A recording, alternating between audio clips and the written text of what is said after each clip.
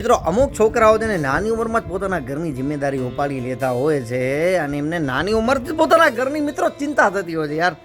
અને હાલમાં શ્રાવણ મહિનો ચાલી રહ્યો છે અને લોકો ભોલે બાબાને પ્રસન્ન કરવા માટે અને પોતાના કુટુંબીજનો માટે કાવડ લઈને આવતા હોય છે. કોઈ પોતાના ભાઈ માટે, કોઈ પોતાની બહેન માટે, કોઈ પોતાના માતા પિતા માટે. હાલમાં મિત્રો એક છોકરાનો વિડીયો વાયરલ થઈ રહ્યો છે. એ દિલ્હી સુધી છેક કાવડ લઈને આવવાનો છે. રોજનો 26 કિલોમીટર ચાલે છે અને છોકરાનું નામ છે પ્રસન્ન.